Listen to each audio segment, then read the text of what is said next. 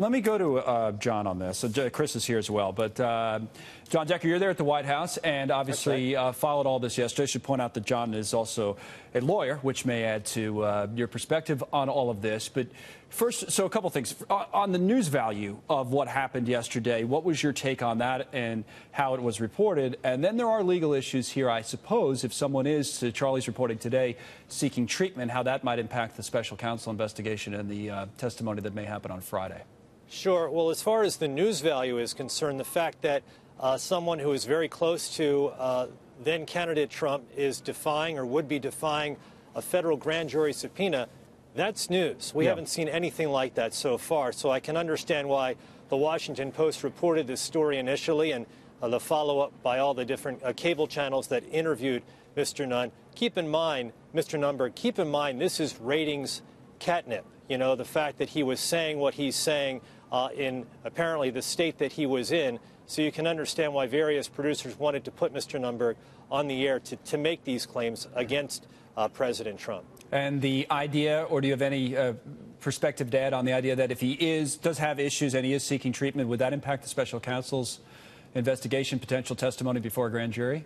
Well, absolutely. You want to have a credible witness if indeed this person is going to be used by special counsel Robert Mueller as a witness. So that's the reason why I believe he was also requesting all of these various documents, including emails, given the fact that he's not that credible, based upon what we saw yesterday on various cable outlets. He's not a witness that you want to sort of go to the mat on. He's troubled. That's obviously. a good question for Chris Swecker as well, as a former FBI assistant director. How credible is Sam Nunberg after yesterday as a grand jury witness? Well, I have to think he was a known quantity to Mueller and his team before they issued the grand jury subpoena. I'd say he's pretty well undermined any credibility he had. But as I said, I think they knew about him before they issued the grand jury subpoena. Yeah. I suspect he's a marginal value to the, and they may have prosecution team anyway. Already about all his emails and all that kind of thing, too. I think more than certainly. I agree with that statement. And listen, I know a lot about this. I've been doing a lot of reporting, particularly with Sam and others, about who they have on the hierarchy. Mueller's team spent 4 hours with Sam, 3 or 4 hours with Sam last week.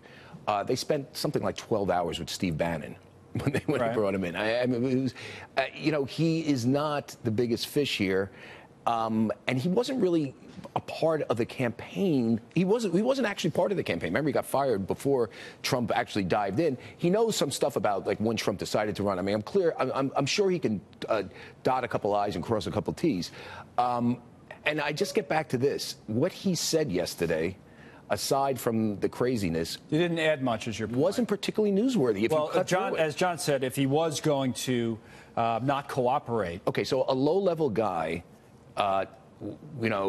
goes off the deep end and says he's not going to cooperate, and then it basically engulfs. Well, I guess we all agree cable. No, wait. There's some initial news value.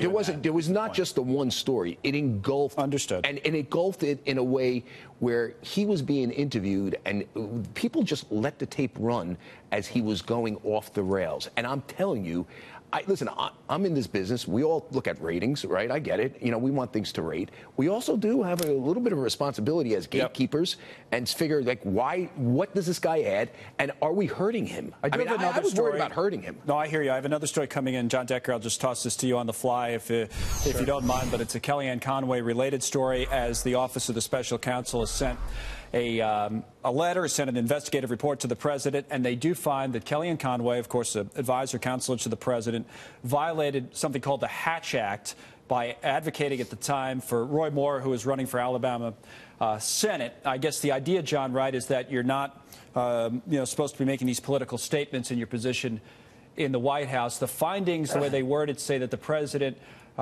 could seek appropriate disciplinary action. What do you know about this, or what could happen as a result of that to Kellyanne Conway, if anything?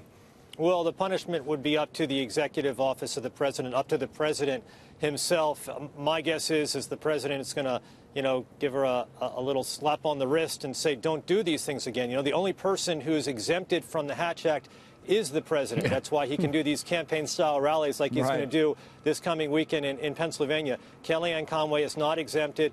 Sarah Sanders, the White House spokeswoman, not exempted. It's something you have to be careful of when you work on behalf of the president, not to get involved in politics. Especially now that the president's officially announced he's running for re-election. Yeah, but let's be real clear. The real crime here is the fact that they both supported Roy Moore. I mean, that's a political Hatch story. Act or not. That's this just brings that back, that they have that type of judgment. Well, anyway, that has nothing to do, I should point out, the special counsel it has nothing to do with the Mueller investigation, the Kellyanne Conway story. Anyway, John, thanks, and I appreciate it. Chris didn't get as much from you as I would have liked. I apologize for that. And Charlie, of course, will